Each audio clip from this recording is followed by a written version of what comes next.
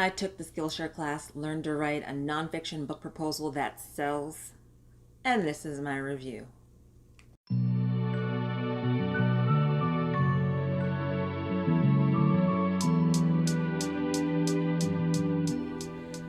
Before we dive into today's review, I would like to just say thank you guys for watching, and if you like the videos that you are seeing, please hit that subscribe button. Also, please leave a comment, leave a question. They're really much appreciated. Also, I have just started a new podcast called Yours in Writing, so be sure to tune into that. Soon to be available on all podcatchers near you. And on to the review. Today's class is Learn to Write a Nonfiction Book Proposal That Sells. And I chose today's class because I am working on a nonfiction book and I really would like to gain an agent and a publisher for this book because it's nonfiction and because there is a lot of research involved and there possibly might be travel involved. And it would be a lot easier for me to do all of that with an advance from a publisher. So in order to get that advance, I would have to write a book proposal. And what better than to learn how to write a book proposal than on Skillshare? And so I am reviewing Learn to Write a Nonfiction Book Proposal That Sells. So our teacher today is Jennifer Cation Armstrong. She said she sold 3 books based on proposals. So I think she's as good a teacher as any, especially as good a teacher or a better teacher than someone who hasn't landed a book deal from a proposal. The class is only 35 minutes long and it's packed full of information. This isn't one of those classes that has a lot of fluff to extend it. It is a quick, compact 35-minute class and there's only 6 lessons. So there have been 2 student projects that have been uploaded. And the project for this class is to write a 300-word introduction to your book. After this class, you should be able to do that. It's not, this class is pretty cut and dry. There's no confusion about what she's saying and what you need to do to write a proposal, an entire proposal, which is much longer than 300 words. But an introduction of 300 words should be a piece of cake after watching this class. Lesson 1 is called Why Book Proposals, and it's 4 minutes and 42 seconds long. In it, she discusses the main reason why authors should write a book proposal instead of trying to write an entire nonfiction book on your own and then trying to submit it to a publisher. A lot of times with nonfiction, you can gain a publisher or an agent or both with just a proposal, as opposed to with novels, you have to write the entire novel, then you have to write your pitch letters, or you have to write your query letters, and you have to write summaries, and a query is much more intensive and extensive than writing a book proposal, in my opinion, especially for nonfiction, because with nonfiction, you know what your topic is and you know why you want to write it. So it's a lot easier, I believe, to write a book proposal for a nonfiction book than a query letter. I still have never written a query letter for a novel, and I probably won't. Lesson 2 is called Focusing Your Idea in Words. And this lesson is 7 minutes and 58 seconds long. Here she talks about the elevator pitch. So your elevator pitch is 30 to 60 seconds long, and it is basically a sentence or two that grabs your audience or grabs the person that you're talking to about your topic and gets them interested. It's the same thing that they tell you about pitching yourself. You have an elevator pitch. So if you were to find yourself in the elevator with a person that you knew could take your career or your idea to the next level, you have 30 to 60 seconds to tell them about that idea and get them interested. That's your elevator pitch. Here she says, for your book, for your proposal, you're saying, this book is like X meets Y. If it's a memoir or something like that, you could say, this book is like Gilmore Girls meets Pretty Little Liars, or something to that effect. What books are similar to your topic and why should the person you're pitching be interested? You want to lead with the most interesting part first. You want to think like a marketer. If you're asking people to give you money, you want to ask yourself, how would a marketer pitch my book? How would a marketer talk about my book? How would they sell my book to an audience or to a publisher? Lesson 3 is marketing yourself and your work. This chapter or this lesson is 5 minutes and 45 seconds long. She discusses your personal experience. So when you're writing a book proposal, ideally you want to be the person who writes the book, correct? So in this instance, you are basically going to talk yourself up. In your proposal, there's a whole section about the author. You're going to talk yourself up. You're basically going to brag on yourself. This is your time to tell the publisher or the agent, the publisher more than likely, what you've done, where you've been seen. Have you been on TV? Have you been on radio? Have you been published in other places? Do you have a following? Are you someone who can get out and find a story and turn it into a book? Whatever your accolades are, that's where you're going to put it in the about the author section. You're going to show a little personality based on your topic. So for me personally, I'm writing a true crime book, so I can't go in there being quirky about it. I'd have to, take a more serious tone in my pitch letter, which is not a problem for me. But if you're writing a book on Groucho Marx or the Marx Brothers or carnivals or things of that nature, then you could add levity to it and be a little more quirky. Just use the type of personality that would be needed to convey this story.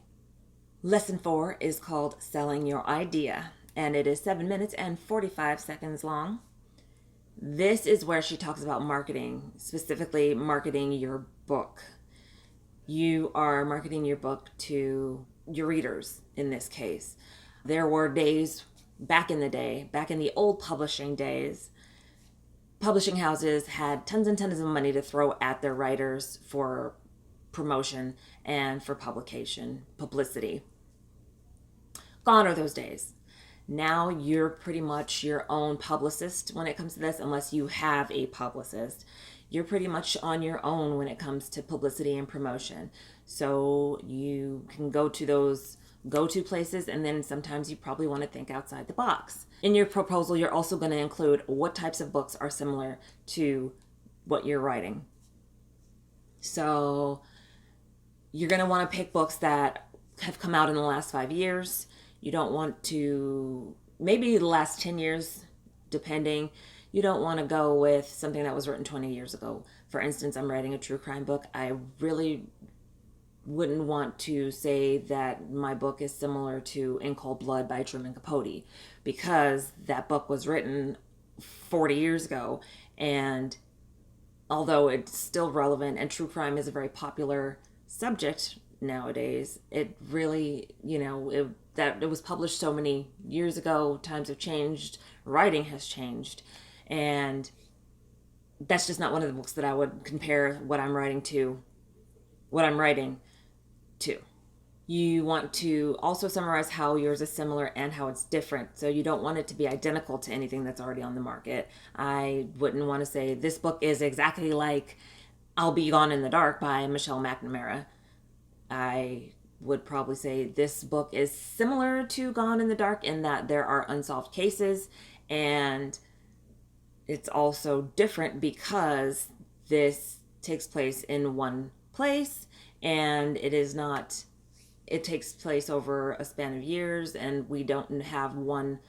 It's not about a serial killer. It's about multiple crimes that have happened over the years that just haven't been solved. That type of thing. You're also going to want to come up with your version of a promotional or a promotion plan, a publicity plan. So if you intend to fund your own book tour, if you're going to print up bookmarks, if you're going to print up postcards? Are you going to try to get on radio shows, TV shows? Are you going to go on podcasts? Are you going to, what are you going to do? How are you going to promote your book? You need to have a plan, and you need to be willing to think outside the box again for this plan. So if you know of ways that you can get your book out there and in front of eyeballs, your publisher is going to want to know that. The publishers that you're pitching is going to want to know that, and that could be make or break when it comes to getting a publisher for your book. Lesson 5, tackling the heavy writing. This lesson is 5 minutes and 37 seconds long. Here she talks about you're going to put together your sample chapters. So for nonfiction book proposals, although you don't have to write an entire book and get ready to pitch it or query it, you still should have sample chapters. Your sample chapters are going to tell your potential publisher what the book's going to be like, what your writing style is like, and how the book is going to flow. You're going to typically want to include your first chapter and then another chapter. It doesn't have to be the second chapter, but something that is really meaty, beefy. Your sample chapters don't have to be complete full chapters, because you're trying to get the publisher to give you money in order for you to complete the project. So you might not be able to go out and do all the interviews or do the traveling that's required to tell the entire story, but you can do some research, get online, make some phone calls, do some preliminary interviews, just, call up and say, hey, I'm working on a book idea. Can you, help me out with an interview? And people, depending on your subject, are probably going to, they're going to be nice enough to help you. You don't have to stress out about doing the sample chapters. And I've already started working on my sample chapters for my book, because I have done an interview with a person, and I'm going to do a lot of background in the town that I live in. So I don't have to do much traveling as of yet. But I'm going to put my best foot forward and make sure that those sample chapters that I send to the potential agents and potential publications that I'm trying to land, I'm going to make sure that is my best work. Also, when you're putting together your sample chapters, you want to get a second or third pair of eyeballs onto it. So ask your friends, ask your family members to help you, to read it, see what they think, see where, if your story is something that they would be interested in reading, and get as much feedback and as much info and as much help as possible, because your sample chapters might be the make or break in getting an agent or a publisher for your book. Lesson 6, and our final lesson, is called Approaching an Agent. And it's only 2 minutes and 56 seconds long. And here she talks about when you're sending your book proposal to agents, make sure they're agents that represent the type of writing that you are trying to publish. Don't send a book about sports to an agent who only represents memoirs, or don't send a memoir to an agent who only represents entertainment. When I'm sending my proposal out, I'm not going to be sending my proposal to agents who represent sports, or I'm going to focus on people who represent true crime writers. And another way you can do that is to find out beforehand, get online, do some searching for agents and literary agencies. Generally, they have the names of agents that work for their agency and what types of writing they represent. If you're writing a proposal for 2021, you can also get the 2021 Writers Market and go through it and find agents and even publications that are open to new writers who accept the type of work that you're working on. Google is your best friend in this case, and she says to expect rejection. Rejection is one of my biggest fears, but there's no other way to go about it. I know what I want for this particular book, and I know how to go about getting it, and I know that rejection just comes with the territory. So I'm going to celebrate rejection letters this year. I'm going to post them on my wall. I'm going to put them in a scrapbook, because every rejection letter is one step closer, is one letter closer to an acceptance. So overall, I enjoyed the class. It was a short class, but it was very informative. The only thing that I think would have improved the class would have been a sample proposal. That would have been gold, but we weren't provided that. So I'm going to give the class a solid 9 out of 10, because had our teacher provided us a sample proposal, it would have been a 10. This class would have just blown every other class that I've taken so far out of the water. So that is my review for how to write a nonfiction book proposal that sells. If you enjoyed this review and the other reviews, please go ahead and leave a comment. Leave questions if you have them. Also, stay tuned and be on the lookout for Yours in Writing, the podcast. It is available at the moment, it is currently available on Google Podcasts and Spotify and Pocket Casts. And there's one more, but I can't think of it right now.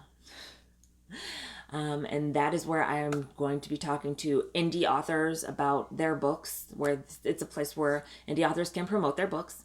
And I'm going to be talking to them about being an indie author, the highs and lows, the ups and downs, the ins and outs of being an indie author. And it's going to be a really good time. So please, if you're a podcast listener, go ahead and hit that subscribe button to that podcast. Our first episode comes available on March 1st. For now, you can just listen to the trailer. I will attach it to the end of this video so you can hear it. And until next time, this was Yours in Writing.